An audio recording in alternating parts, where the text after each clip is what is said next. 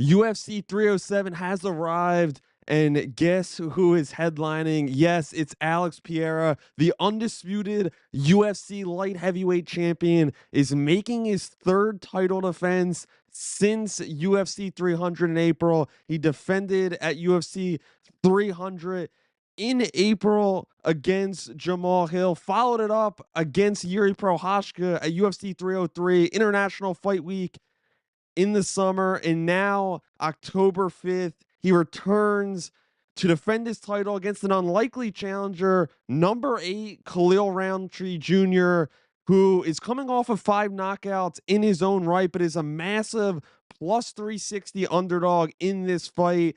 He beat Anthony Smith back in December. He was supposed to face Jamal Hill, but he tested positive for PEDs. And so this is the first opportunity that Khalil Roundtree makes his debut on the main stage, and it's his first main event in the UFC.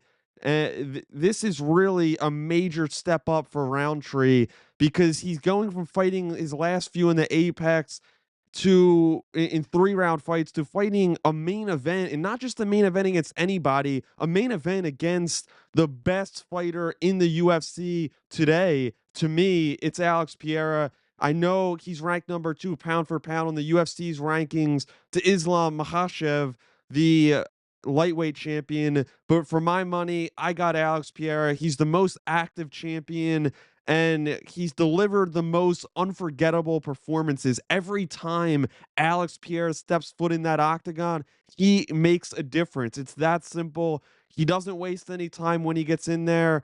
He always gets the job done in such a fantastic way, and he did that in his last 2 title defenses. When he beat Jamal Hill, he knocked him out early and then followed it up with another knockout win over Yuri Prohashka in the second round.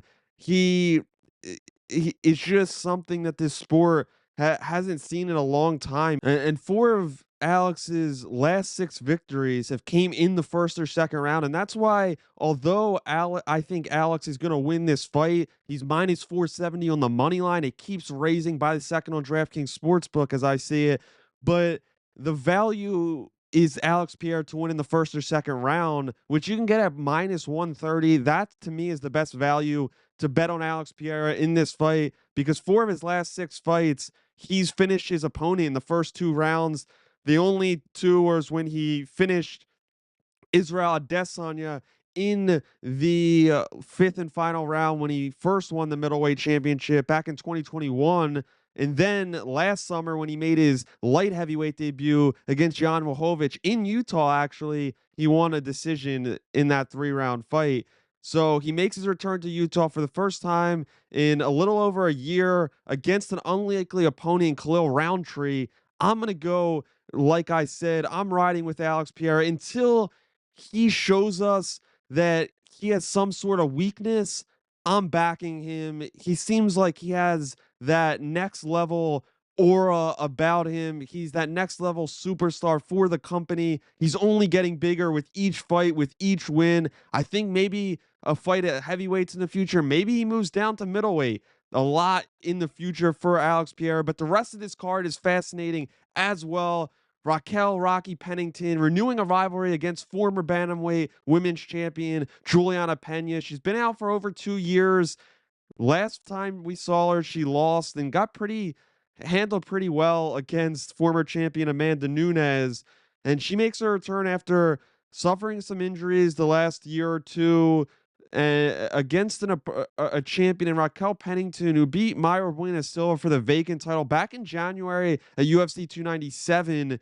That was a pretty boring fight, not too exciting of a contest, as I would say.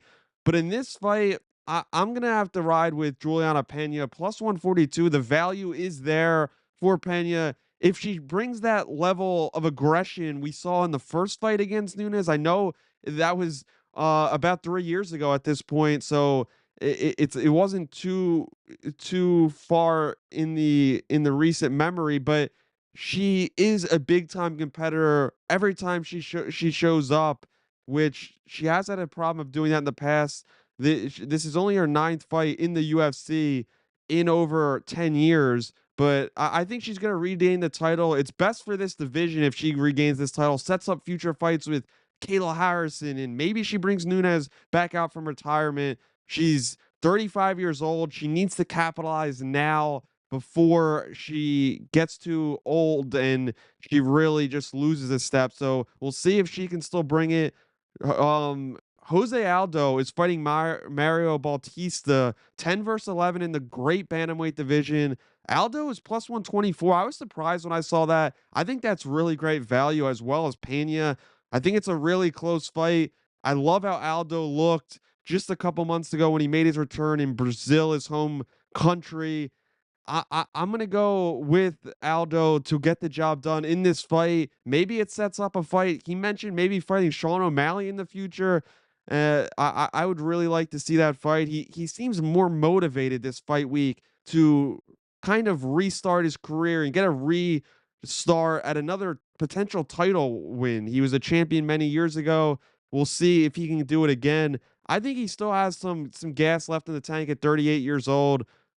The last two fights on this main card are very intriguing. Roman Dolidze beat Anthony Smith in a light heavyweight fight a couple months ago. Kevin Holland is coming off of a win as well. Returns once again to middleweight. He's been fluctuating from welterweight to middleweight. What is he? Kevin Holland's always ready. I love to watch Kevin Holland. He's always exciting. He's the minus 148 favorite in this fight, and I think good that's pretty good odds for Holland because of his ability to hurt people in different areas. He showed his improved game on the ground. He submitted Michael Chiesa over a year ago in Utah, actually. Roman Dolidze still has a lot of power. He's getting a little older in his mid 30s. I think this could be one of the best fights of the night. Kevin Holland is just a finishing machine. His last 5 wins are all by finish.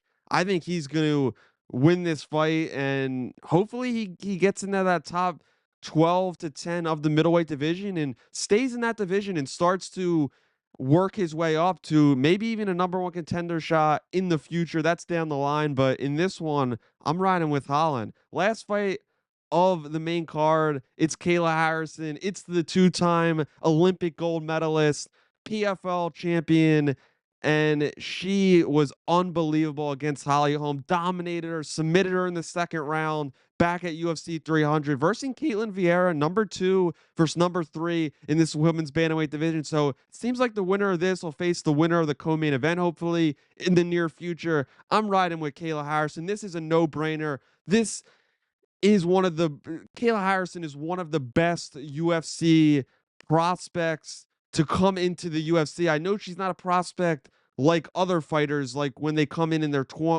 early to mid 20s, but a fighter to just come into the UFC, she's one of the hottest names we've seen in a long time, along with people like Michael Chandler in the past.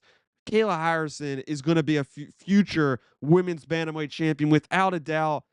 I have her. I took her on DraftKings Sportsbook minus 130 to win this fight by KO, TKO, or submission because she showed off her good ground and pound last fight. Didn't get the job done in that area, but I think that's a potential way she could win this fight. She gets Vieira down early in the first, second round. I think she will look to submit her, but if she can't, use those elbows. She's very powerful for that division. Overall, this is a fantastic card. I can't wait. UFC 307 is taking place tonight from Utah.